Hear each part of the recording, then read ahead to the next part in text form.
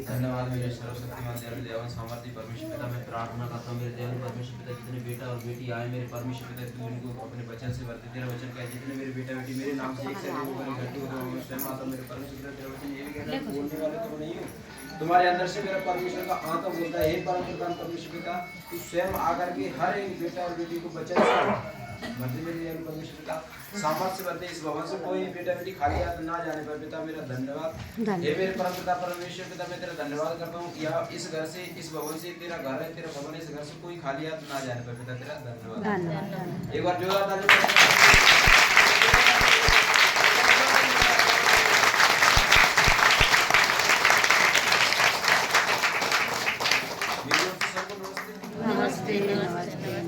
भैया नमस्ते, मेरा नाम सोनू सिंह है और मैं गुड़गांव का रहने वाला हूँ। वास्तव में जब अपन परमेश्वर में आते तब पहले समझ में नहीं आता, काश दीदी काम नहीं है करने के लिए चल रही है, और जब अपन चलने लगते हैं तो अपने पता है कि परमेश्वर का दास एक पतरस था, वो कहता कि परमेश्वर ने डांटती कि जब आगे जा कि परमेश्वर जीवन की रोटी और पानी तू है, हम कहाँ जाए। वास्तव में जब अपन वचन आत्मा से ग्रहण करके लेके जाते हैं तो जीवन की रोटी और पानी अपने आप अपन को मिलने लगती है। इस बात को ध्यान रखो, हम सत्संग में आ रहे हैं और परमेश्वर ने क्या कही थी, मेरे बेटा मेरी बेटी हो, यदि तुम मेरे पद चिन्हों में चलोगे, यदि तुम मेरी ऐसी जो मैंने तुम्हें चाल बताई उस पर चलोगे, जो मेरे वचनों पे चलोगे, तो मुझ जैसे भी काम कौन करने पाओगे, तुम करने पाओगे। जो तुमने मेरे हाथों से जो काम देखे, परमेश्वर अपना गुरु अपना खुद कह रहा है कि जो तुमने मेरे हाथों से काम देखे, इनसे बढ़कर करके कौन करोगे, हम और तुम सब क्या करेंगे। परमेश्वर से ही बड़े बड़े काम करेंगे, क्योंकि इस संसार में सिर्फ परमेश्वर 33.5 साल ही तक रहे थे, लेकिन अपन तो अपनी पूरी उम्र जी करके जाएंगे, उनसे भी बड़े बड़े काम करेंगे। परमेश्वर जब खुद आज्ञा दे रहा है कि तुम मुझसे बड़े बड़े काम करोगे, तो अपन बड़े काम करने के लिए तैयार होंगे, तभी तो कर पाएंगे। परमेश्वर वचन कहता है, यदि कोई वैश्वकता को वैश्वकता जान करके ग्रहण करे तो वह वैश्वकता का बदला पाएगा, यदि कोई धर्मी को धर्मी जानकर ग्रहण करे वह धर्मी का बदला पाएगा। मैं दीदी को दीदी जानकर ग्रहण करूंगा तो मैं दीदी का बदला पाऊंगा। समझ में आ रहा नहीं? अगर मैं इनको परमेश्वर का दास जानकर ग्रहण करूंगा तो मैं भी क्या बन जाऊंगा, परमेश्वर का दास। ये सबसे बड़ी बात है। धन्यवाद परमेश्वर। छोटों ने छोटे के स्वरूप में समझा, बड़ों ने बड़ों के स्वरूप बड़े के स्वरूप में समझा, जो मध्यम के थे उन्होंने मध्यम के बराबर में समझा। उसने कही, ना तो मुझसे कोई संसार में बड़ा हुआ, ना मुझसे इस संसार में कोई छोटा बन पाया। एक दिन मेरे ऊपर थूका गया था, मेरे पास वो सामर्थ्य है कि मैं किसी को भस्म करना चाहूँ तो कर सकता हूँ, लेकिन उसने कही थी, मेरे ऊपर थूका गया, लातें मारे गई, कोड़े मारे गए, फिर भी मैं नम्र और दीन था। क्यों? मैं आज नम्र और दीन बन लूंगा, आज मैं उस मौत को ले लूंगा, आज मैं उस शर्मिंदगी को ले लूंगा, आज मैं उस निराशा को ले लूंगा, तो मेरे बाद जो मेरे बेटा बेटी मेरी कलीसियां हैं उन्हें शर्मिंदगी नहीं मिलेगी। धन्यवाद परमेश्वर का। परमेश्वर कहता है, सुनो, परमेश्वर का वचन कहता है, मरकुस 11:23 में पढ़ेंगे, मैं तुमसे सच कहता हूँ कि जो कोई इस पहाड़ से कहे तू उखड़ जा और समुद्र में जा पड़ और अपने मन में संदेह ना करे वरन प्रतीति कर ले, जो कहता हूँ वह हो जाएगा, तो उसके लिए वही हो जाएगा। मैं पहाड़ों से बोलूँ तो ऐसा अपने दिमाग में भी तो होना चाहिए। परमेश्वर ने अपनी बुद्धि दी है, कोई संदेह ना हो। हाँ सुनो, मैं अगर पहाड़ से कह रहा हूँ, परमेश्वर क्वेश्चन कह रहा हूँ, पहाड़ से कह दो तो पहाड़ हट जाए, दिमाग होना चाहिए। अपने जीवन में कई बड़े पहाड़ है, कोई कर्जा को पहाड़ है कि बहुत बड़ी समस्या है, घर पति लोगो बेटा लोगो, मैं खुद पैसे रख रही हूँ, कुछ सब कुछ कर रहा हूँ, लेकिन कर्जे से मैं ना निपट पा रही। मैंने इसी सत्संग में दीदी देखा है, बेटियां ऐसी आई थी कि जिनके ऊपर 4-4, 6-6, 7-7 लाख रुपए कर जाता, प्रार्थना करवा के गई है और गवाही मेरे पास आई कि हम गवाही सबके सामने, हम बड़े लोग हैं, सबने सामने बोले तो बड़ी शर्म लगेगी। अच्छा क्या बात है कि मैं तुमसे प्रार्थना करवा के गई थी और मैं तुमसे टाइम भी लेकर गई थी, तुमने इतना टाइम बताया था और वास्तव में जो 7 लाख रुपए का कर्जा था वो कर्जा पट गया। परमेश्वर तेरा धन्यवाद। दीदी सत्संग करके आ रहे थे ग्वालियर, अनिता दीदी घर, और मैं गाड़ी चला के ला रहा था, गोरवी के पास शायद गाड़ी ऐसे उड़ गई थी, वहाँ एक वचन में बता रहा था किसी को कर्जे के बारे में, उसी गाड़ी में एक बहन बैठी थी, तो मैं उनको बता रहा था कि परमेश्वर अगर तुम्हें कर्जे में तो इस तरीके से प्रार्थना करनी चाहिए, इस तरीके से वचन बोलना चाहिए। अच्छा क्या? और उस बेटी ने मुझे नहीं बताया कि मैं इससे प्रार्थना करूंगी, लेकिन उस बेटी ने उस वचन को अपने हृदय में रख लिया। अगर सोनू बोल रहे हैं तो सच बोल रहे हैं। और उसी वचन से उन्होंने क्या किया, प्रार्थना करते रहे। 3 या 4 महीने के बाद वो बेटी आई कि लला में अपन जब वहाँ सत्संग में गए थे ना ग्वालियर, और वहाँ रास्ते में लौटते समय तुमने बताया था कि इन्हीं वचनों से तुम प्रार्थना करोगे तो कर्जा से तुम बाहर आ सकती हो। और मैंने वास्तव में प्रार्थना करी, 4 महीने के अंदर बिल्कुल कर्जा से फ्री है। मुझे नहीं पता कैसे किया।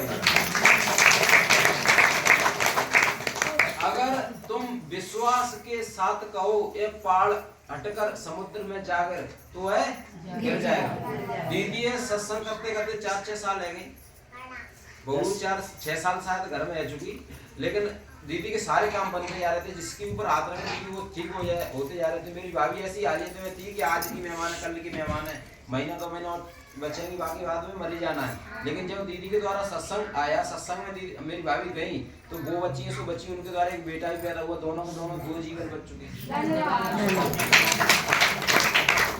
कुछ समय होता है, मेरे लिए कुछ समय है, जो काम मैं करना चाहता हूँ आज समय नहीं।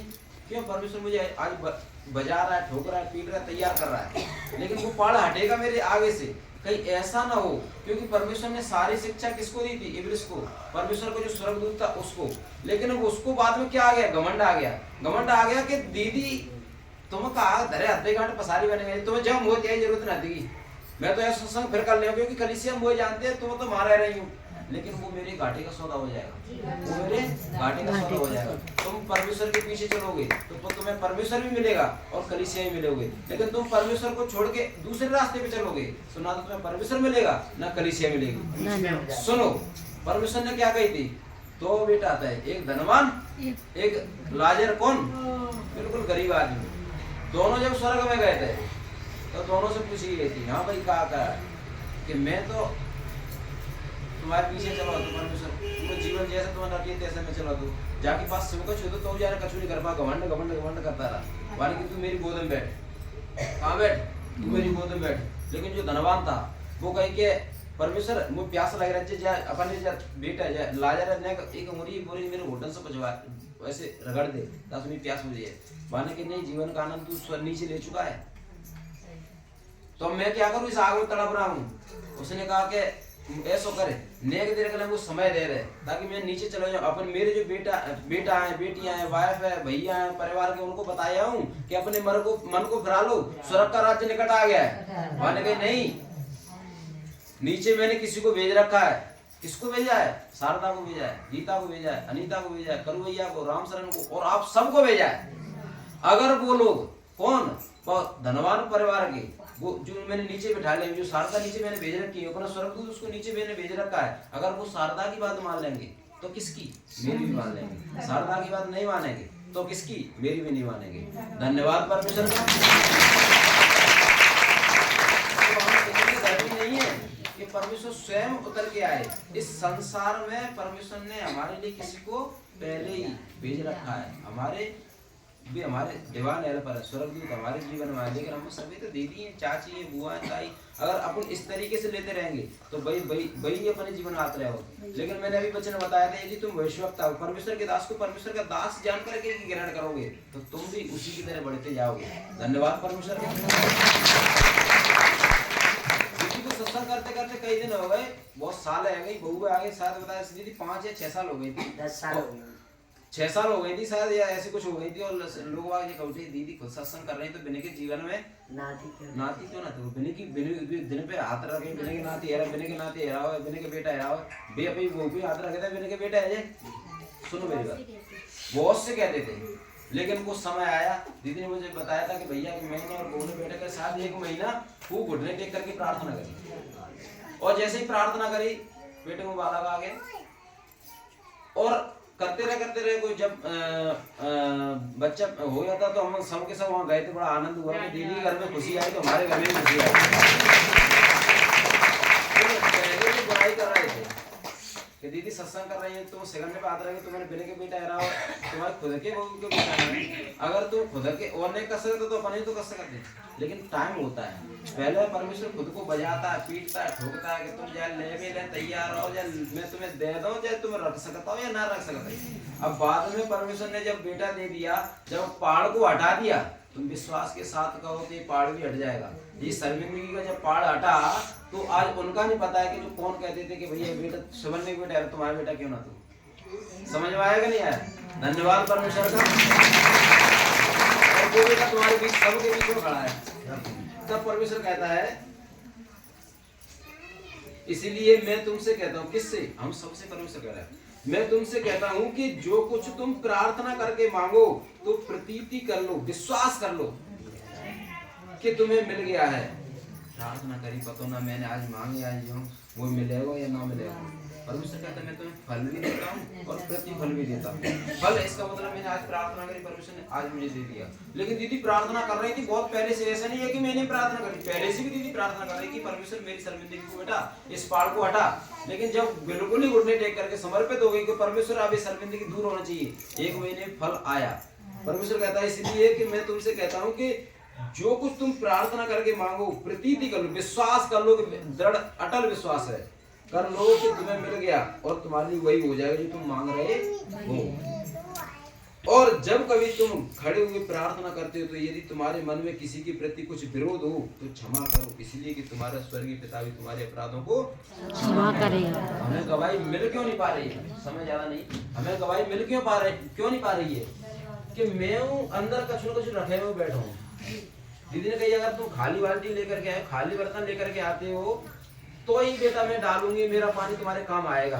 तुम पहले से ही बाल्टी भर के लेकर के आ रहे हो तो मैं अपना पानी उसमें डाल दूंगी, तुम्हारे भी किसी काम का नहीं, मेरे यहाँ से ही व्यर्थ हो गया। इससे अच्छा है कि कोई आ जाए मैं उसको दे दूंगी, कोई खाली लेकर के आ रहा है। जब तक अपन अपने आप को खाली करके नहीं रखेंगे तो अपन क्या कर सकते हैं? यहाँ से कुछ भी नहीं। परमेश्वर ने क्या कही थी बेटी से कि मैं कर्जे में क्या करूं? उसने कही कि जा अपने मोहल्ले से खाली बर्तनों को लाना और तेरे घर में क्या है? उसने कही एक लुटिया तेल, मैं उसी तेल को बहुत कर दूंगा लेकिन बर्तन खाली लेकर के आओ। अगर वो बेटी पहले से भरे हुए बर्तन लेकर के आती तो क्या वो लुटिया को तेल बढ़तो? नहीं बढ़ता, एक आंडी का तेल बढ़ता नहीं। लेकिन जब वो खाली बर्तन लेकर के आई, इसी वजह से परमेश्वर कहता है जब भी अपन सत्संग में आए अपने आप को खाली करिए। ऐसा ये नहीं है कि मैं भूखी आऊं तब खाली, नहीं, बुराइयों को दूर रख के आओ।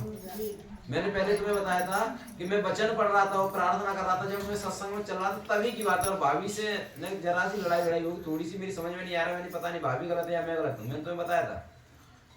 लेकिन जब मैं प्रार्थना कर रहा था और आगे शास्त्र रखा था, मेरे हाथ में बैठ भी थी। दोपहर की बात है, 11-12 बजे नाराज होकर मैं प्रार्थना कर रहा था और मेरी समझ में नहीं आ रहा, पट्टियां गिरने में लगी, चाची चौंकाती तो सिर रही है, पता ना क्या है, काम दाम का चौधना और ऐसे पड़े रहा था, कहा सोचत रहा था। ऐसे चाची को भी मेरे ऊपर ऐसे वो हो रहा था कि पता नहीं क्या बात है। लेकिन फिर क्या हुआ कि मैं प्रार्थना कर रहा था और उस शास्त्र को जैसे मैंने पढ़ा, वचन को जैसे मैंने पढ़ा, उस समुद्र में से जैसे मैंने खोजा तो उसमें क्या लिखा हुआ था? अगर तेरे मन में तेरे भाई के प्रति कुछ विरोध है, कुछ क्रोध है, कुछ मतलब मन में उल्टा सीधा चल रहा है, तेरी भेंट तब ग्रहण की जाएगी, पहले अपने भाई से जाकर के माफी मांग ले। मैंने उस शास्त्र को वहीं छोड़ा, मेरे हाथ में वास्तव में भेंट थी, वहीं छोड़ा। वहां छोड़ करके मैं आया और भाभी की जैसे मैंने पैर छुई, भाई में वो गलती है तो माफ करना। भाभी ने बोला खूब बात ना, आपसी बात तो चलती रहती है। मैं जैसे ही वापस होकर गया था एकदम आंसू की धार लग गई और ऐसा लग रहा था कि मेरे अंदर वास्तव में परमेश्वर समा गया। धन्यवाद।